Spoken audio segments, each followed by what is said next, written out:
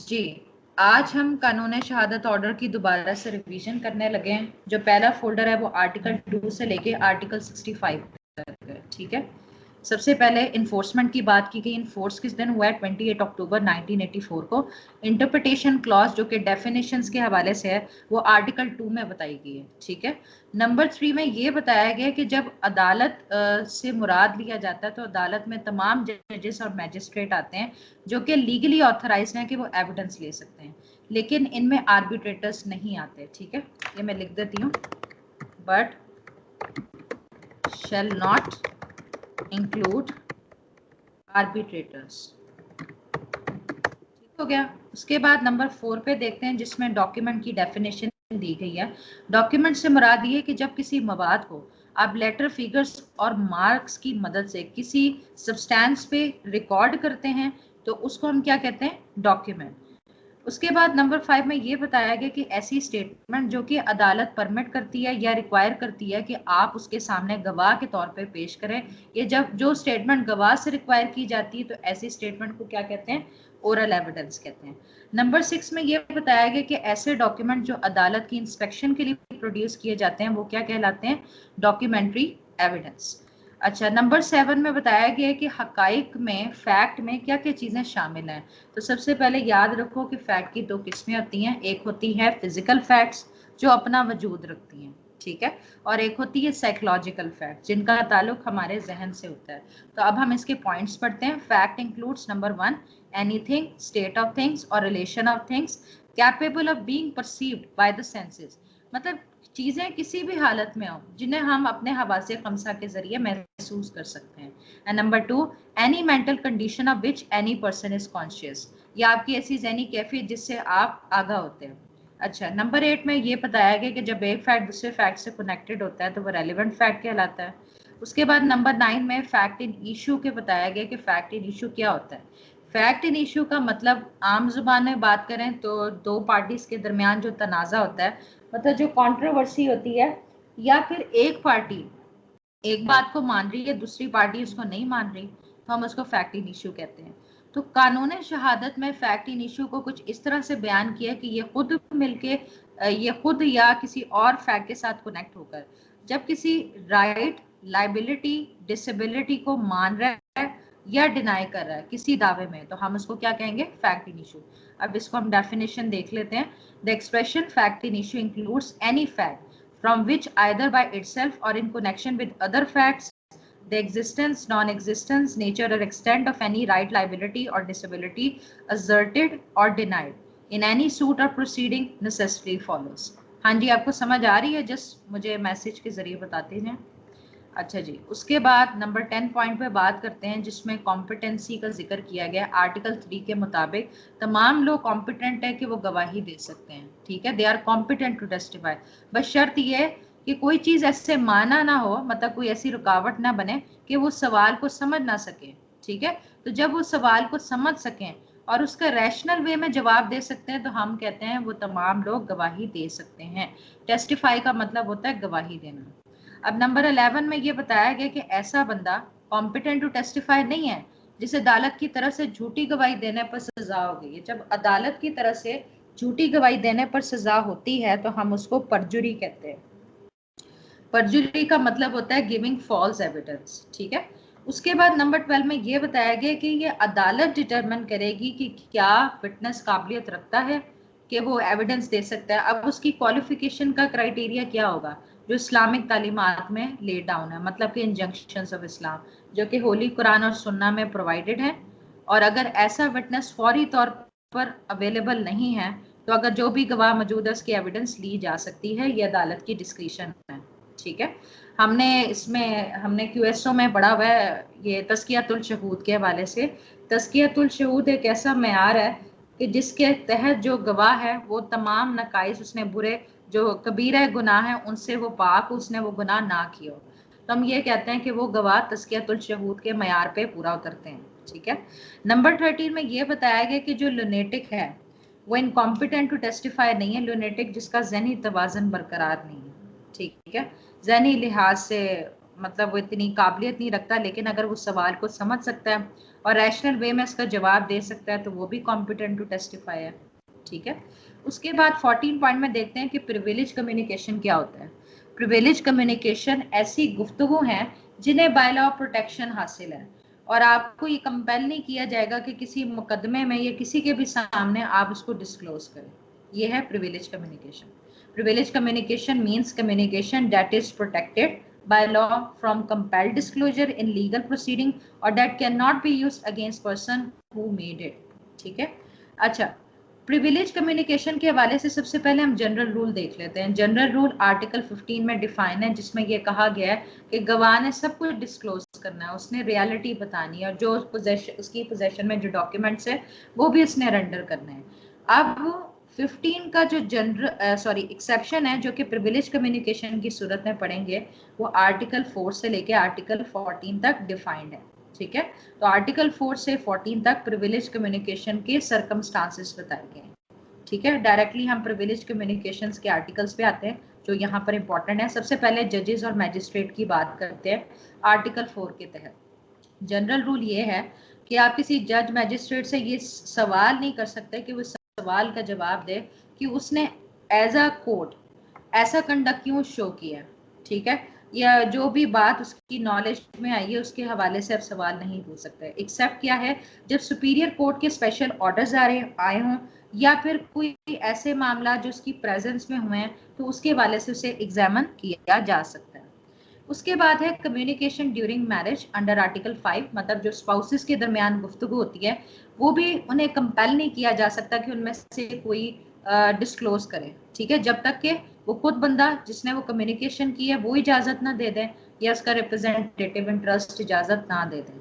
लेकिन ये जो मैरिज के दरमियान कम्युनिकेशन की जो प्रिविलेज है कहाँ एप्लीकेबल नहीं होती, जहाँ पर दोनों स्पाउसेस के दरमियान कोई केस चल रहा होता है। ठीक है, उसके बाद हम आते हैं evidence as to affairs of state article 6। Affairs of state से रिलेटेड ये कहा गया है कि अगर अनपब्लिश्ड ऑफिशियल रिकॉर्ड भी होगा ना तो वो भी इजाजत नहीं है कि आप उसे एविडेंस में पेश करें, सवाए जब कंसर्न डिपार्टमेंट का हेड उसकी परमिशन देते हैं। ठीक है, तो ये जो कहा गया है official record relating to affairs of state, इसका क्या मतलब है?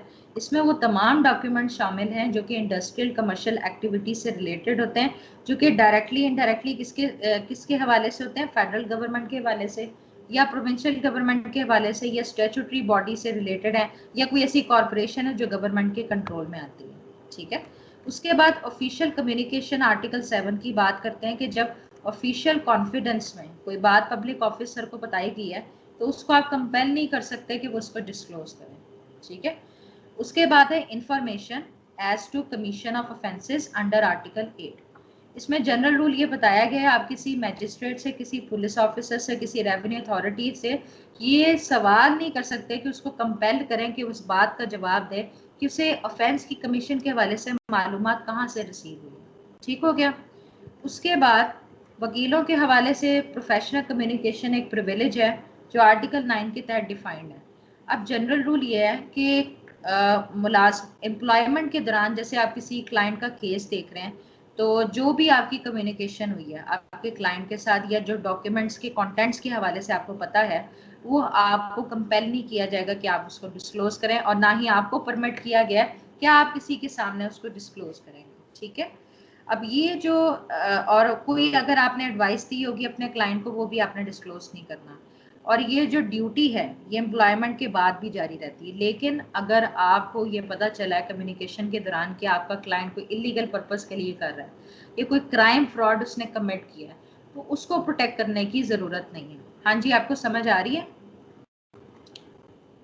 के बाद आर्टिकल 12 का हवाला पढ़ते हैं जिसमें बताया गया confidential communication with legal advisers under article 12।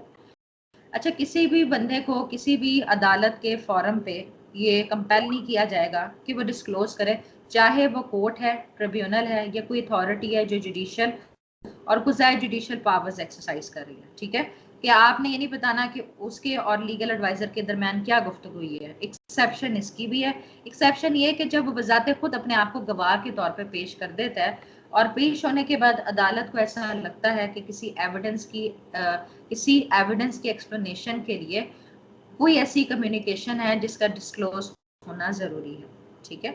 उसके बाद है witness not party under article 30। अब जनरल प्रिजम्पशन ये है कि ऐसा गवाह जो दावे से मुतल्लिका पार्टी भी नहीं है, तो आप उसको कंपेल नहीं कर सकते कि वो अपनी प्रॉपर्टी से रिलेटेड टाइटल डीड्स पेश करे। हाँ, सवाल ये है कि वो इन रिटन में एग्रीड हो जाता है कि वो अपनी डीड्स को प्रोड्यूस करने के लिए तैयार है, ठीक है। अच्छा जी, उसके बाद ये अंडर आर्टिकल ये 17 के हवाले से मैं कुछ पॉइंट्स लिखे हैं जिसमें ये बताया गया कि जो फाइनेंशियल और फ्यूचर ऑब्लिगेशन से रिलेटेड मैटर्स होते हैं ना, उसके हवाले से कहा गया कि वो रिटर्न में होने चाहिए। 2 आदमी उसकी टेस्टेशन करें या 1 मर्द और 2 औरतें, अगर टू मैन की अवेलेबिलिटी नहीं है। अच्छा, दूसरे मामलात में एक बंदे की भी गवाही काबिल कबूल है, ये जो भी एविडेंस अवेलेबल है, ठीक है। उसके बाद हम पढ़ते हैं कि अकम्प्लिस क्या होता है। अकम्प्लिस का मतलब होता है शरीके जुर्म, जो आपके साथ पार्टनर इन क्राइम है।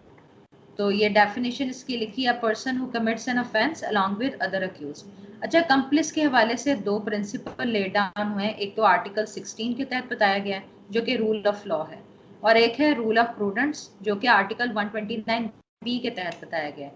अब रूल ऑफ लॉ के मुताबिक ये बताया गया है कि अकम्प्लिस कॉम्पिटेंट विटनेस है दूसरे मुल्जिम के खिलाफ, और उसकी गवाही पर बेशक उसकी तस्दीक ना की हो, उसको कोरॉबरेट ना किया हो, उस पे अगर सजा दे दी जाए वो इलीगल कंसिडर नहीं की जाएगी। ये तो रूल ऑफ लॉ में बताया गया है। लेकिन अकल क्या तकाजा करती है, जो कि आर्टिकल 129 इलस्ट्रेशन बी में बताया गया है कि उसकी गवाही को कोरॉबरेट कर लिया जाए, वरना वो क्या कहते हैं भरोसे के काबिल नहीं है।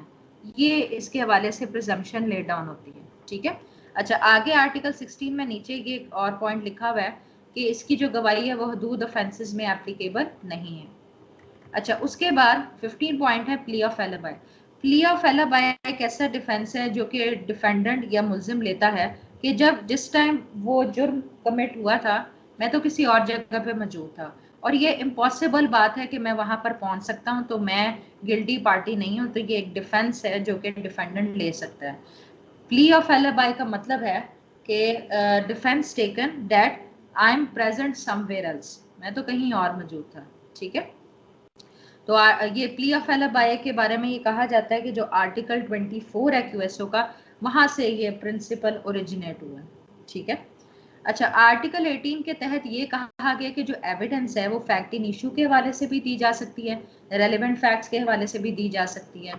अच्छा, 17 पॉइंट में आर्टिकल 19 के बारे में कहा गया है कि relevancy of facts forming part of same transaction. जब फैक्ट्स दूसरे फैक्ट्स के साथ कनेक्ट होकर मेन इवेंट को प्रेजेंट कर रहे हों, उसे एक्सप्लेन कर रहे हैं, चाहे वो सेम टाइम प्लेस पे हुए हैं या डिफरेंट टाइम एंड प्लेस पे हुए हैं, चूंकि इन तमाम एक्ट्स का ताल्लुक एक मेन ट्रांजैक्शन मेन इवेंट से था, ऐसे फैक्ट्स क्या हो जाएंगे, रेलिवेंट हो जाएंगे। तो आर्टिकल 19 के तहत एक प्रिंसिपल है रेस जस्टे। तो रेस जस्टे की तरफ इशारा किया गया। रेस जस्टे की डेफिनेशन देख लेते हैं।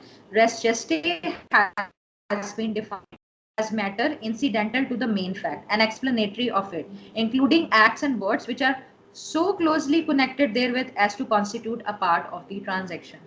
मतलब ऐसे मामला जिनका ताल्लुक मेन फैक्ट से हैं और वो उसको एक्सप्लेन भी कर रहे हैं और एक दूसरे से जुड़े हुए हैं और एक ही ट्रांजैक्शन को शो कर रहे हैं। तो आर्टिकल 19 के तहत प्रिंसिपल ऑफ रेजिस्टे का कॉन्सेप्ट है, ठीक है।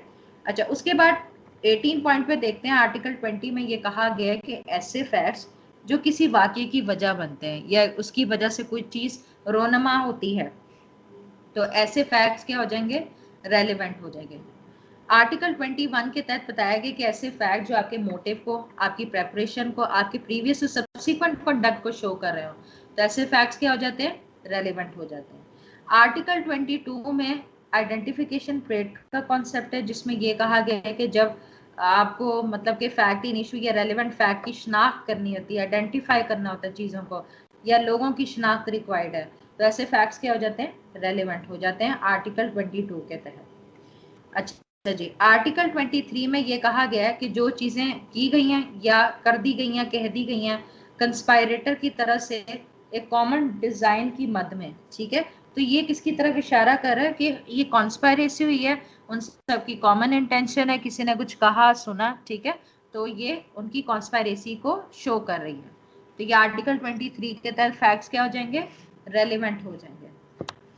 22 पॉइंट में आर्टिकल 24 के बारे में बताया गया है कि when facts not otherwise relevant become relevant, मतलब फैक्ट्स वैसे तो रेलिवेंट नहीं होते लेकिन रेलिवेंट हो जाते हैं। इसकी दो सिचुएशन हो सकती है। पहली सिचुएशन तो ये है कि वो किसी फैक्ट इन इशू या रेलिवेंट फैक्ट से तसादुम जा रहे हैं, कॉन्ट्राडिक्ट कर रहे हैं, या फिर ये हो सकता है कि वो बजाते खुद या किसी फैक्ट के साथ कनेक्ट होकर किसी fact in issue relevant fact की एग्जिस्टेंस नॉन एग्जिस्टेंस को यकीनी बना रहे हो या आप शक का शिकार हो रहे हो। ये एक मतलब स्पेलिंग मिस्टेक है, ये मैं करेक्ट कर दूं। प्रोबेबल का मतलब होता है जिसमें आपको यकीन हो जाए और इम्प्रोबेबल का मतलब होता है जिसमें आप शक का शिकार हो जाए। ठीक है। उसके बाद 23 पॉइंट में बताया गया आर्टिकल 25। आर्टिकल 25 में ये बताया गया है कि जब डैमेजेस का आप दावा करते हो तो ऐसे फैक्ट जो अदालत को असिस्ट करते हैं ये डिटरमिन करने में कि अमाउंट कितनी होनी चाहिए, तो वो फैक्ट्स क्या हो जाते हैं, रेलिवेंट हो जाते हैं। उसके बाद 24 पॉइंट है article 26 facts relevant when right और कस्टम इज इन क्वेश्चन। जहाँ पर रस्म रवाज के वाले से कोई तनाज़ा होता है तो ऐसे फैक्ट जो इनको एक्सप्लेन कर रहे हैं कि वो एग्जिस्टेंस थी या नॉन एग्जिस्टेंस थी, तो ऐसे फैक्ट्स रेलिवेंट हो जाते हैं। आर्टिकल 27 में ये बताया गया है कि ऐसे फैक्ट्स जो आपके स्टेट ऑफ माइंड या आपकी बॉडली फीलिंग को एक्सप्लेन कर रहे हैं तो ऐसे फैक्ट्स क्या हो जाएंगे, रेलिवेंट हो जाएंगे। 26 पॉइंट में ये बताया गया कि जो आर्टिकल 28 है इसमें ये बात की गई है कि ये सवाल जब ये उभरता है कि ये काम जो है हादसाती तौर पर हुआ है या नियतन हुआ है, ठीक है, गैर इरादी तौर पर हुआ है या नियतन